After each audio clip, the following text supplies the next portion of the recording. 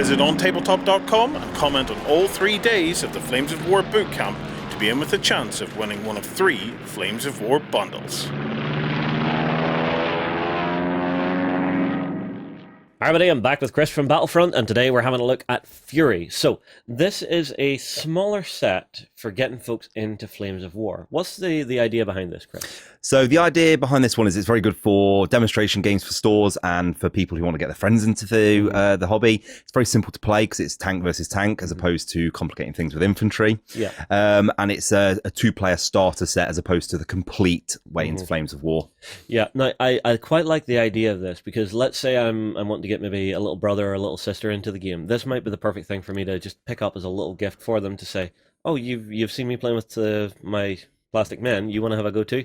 Here's a nice set for you that you can actually play, and then we can play together, and I can show you how it is, and actually use it as that, that first hit, if it makes sense. Yeah, it's that introduction to it as opposed to going all out with the hit the beach box set. Yeah. So Fury's got its own place really within the range.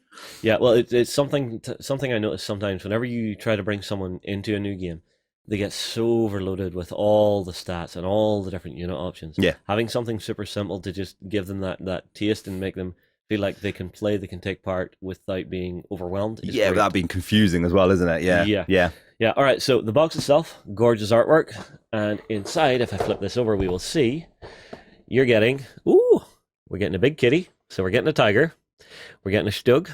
We're getting 2 Shermans. Yeah, so you got the 2 different options of Sherman here again. You got the 75mm and the 76mm. And an M10 for the Americans. All right, let's crack this box open, Chris, and we'll start having a look at some of the sprues. Now, for me, the tiger, the big cat, is one of the most terrifying creations of World War II. Okay, you just pulled out something I absolutely love. To make a 2-player starter set, that intro set super easy, having this cardboard terrain that you can just punch out and lay out on your kitchen table to say, okay, here is the idea of what we're doing, is fabulous. It is, and it's the fact it's got objectives in there. We've got some tokens on the other side of the card as well. You can just see the outline of them. Yeah. It's everything that you need in this one box to real introduction to Flames of War. Fantastic. Yep. So you were talking of your tiger, right? Yes. Let's get straight to the fun bit then. So this is your tiger straight away. I like the way you don't tease these things. Oh, not at all. Let's just jump straight in there. Okay, so tiger. We've got the side skirts, both sort of roughed up and good. We've got that big idiot. This was such a monster of a weapon during the war.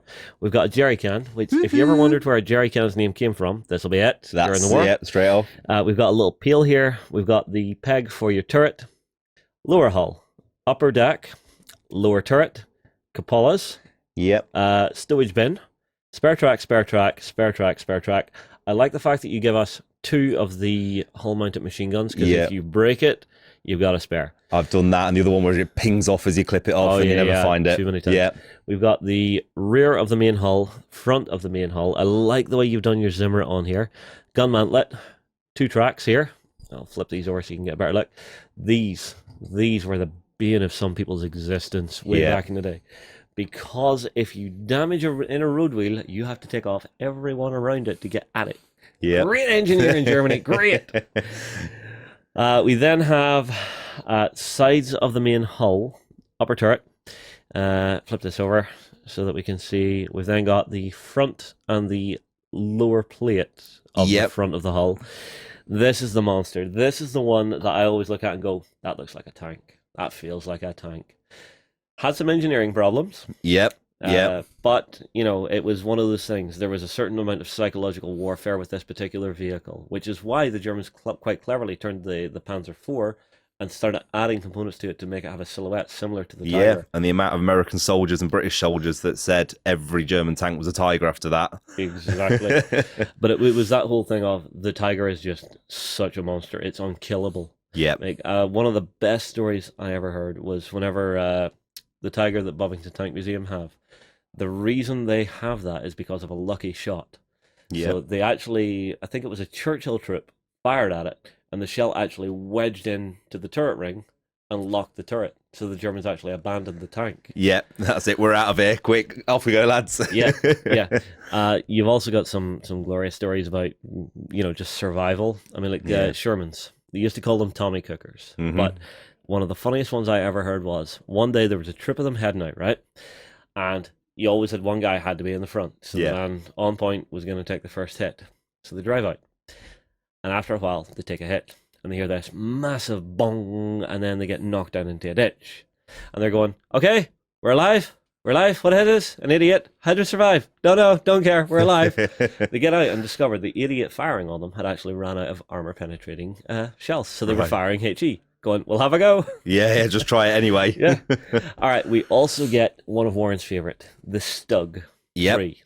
Now, this little bad boy is very cool. Now, we've got two options for the upper hull here.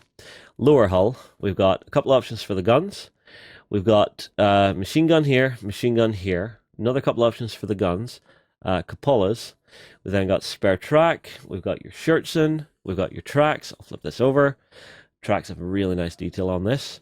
We've got some stowage bins. We've actually got a little bit of a plate that actually goes onto the front of the tank. And then we've got the ass end of the tank here. A couple of spare road wheels you can stick on as well. Yep. This little thing also has a great story with it, because Michael Wittmann used to drive one of these. Yes, he did, yep. And he is the only tank commander that I know of that has an unconfirmed submarine kill. Okay, I didn't know that one. Go on. Yeah, it was, he actually took a pot shot in I believe it was a Stug 3, I could be wrong here, at a sub, and he claimed to kill. So he has an unconfirmed submarine kill. Amazing. I love it. Okay, now the American side of things. Now, I assume this is a bit of a riff on the movie. To some extent, yeah. So obviously you got a Tiger versus a Sherman in here, yeah. So the only difference with this Sherman's is it's not the alt gun version that Brad Pitt was using in that one. Yeah. They actually kept that one movie ready in Bovington now. Oh, I didn't know that. I haven't been down there. They drive it out. Sometimes it's gorgeous. All right, so the first thing we come to is the M10. Yep, so this is a really big sprue, this one. It's got quite a bit on it again. Yeah. So upper hull, lower hull, rear hull. We've got a bit of... this goes on the back of the tank somewhere. We then got a couple of 50 cals, 2 pegs for the turret, bit of stowage, gun barrel. We've then got more guns here. The front of the, I believe it's the transmission. Yeah. We then got a couple more bits here. I don't know what these are. What are these? So what you've got radiators or something? They are what you would put onto the side of the M10, and they used to put like anti-bogging down strips on there, like logs and things like that. Okay. So it's an option that you can put onto there where they would basically take them out and they'd put them underneath the tracks and be able to drive straight out. So that's an option that you can put onto your kit again. Clever. We've then got part of the turret here, lower turret here. We then come around to here. So we've got your tracks, stowage bin, fuel can, spare track, spare road wheel. What are these? Right, so this kit actually makes 3 tanks. So you've got the M10, the British Achilles, and then you've also got the M36 as well. So there is a little bit of just sort of being careful which one you make up, but that's why we've got so many turret pegs so you can make the different options out of it, you see. I like having that. Yep. So them 3 there are actually the inside of the turret. It's the breech. I see. All right, so we've got another stowage bin here. We've got another lower turret here. Stowage bin components here. And then we've got the 2 variants for the tops of the turret here. And here. We then have 3 different gun mantlets. For the 3 different guns that are common for them. Yeah. That's awesome. I like this. I'm very curious to see how it plays on the tabletop. Yeah, I think a lot of British players will be looking forward to maybe taking M10s in their army. Oh, really? Yeah, and we'll discuss that one in another video. There's my little my one of the day, tip of the day for you. All right. So keep an eye out for the British. Okay, so we get 2 of the standard Sherman sprues in here and an upgrade sprue. Yep. So we have cupolas, 50 cals, gun, spare road wheel, bits of stowage, turret peg, fuel can, spare track, bit of canvas stowage here, main gun, transmission, gun mantlet, different transmission, rear of the lower hull itself, side skirts, track, turret top, turret bottom, and gun mantlet here. We then get the upgrade one. So this allows you to put on different type of turret, different type of upper hull, rear of the hull, different type of gun, rear of the tank, lower turret, different hatch. Whew. A lot of sprues in that box as well, considering. Yeah. No, there's enough in here for someone to actually, cut their teeth on it. Yep. You know, start modeling, start learning how to use clippers, knives, how to clean up your mold lines and stuff without going nuts and just driving them away from it. We also get a tank commander sprue. You certainly do, yep. So again, this is your British and German commanders here, so you can personalize your leaders or even put one on each of them for the starter games. Yep. Well, these are always very useful because you do have a commander in Flames of War, and it's very important to mark out who he is. Yep. To save any arguments, stick a tank commander on. Absolutely. Right. For paperwork in the thing. Yeah, so it's quite important. With this set, it's different to Hit the Beach because although you've got the quick start rules in here with the core rules, you've actually got a start here booklet, and this is the one that gets people really into the Flames of War. So obviously you've got your universal diagrams to set everything up, and also it references your cards, your unit cards. You've also got your first game, so using the terrain that we cut in the box as a standard setup to really show you how to use it, in depth on a unit card, and then a couple of extra missions.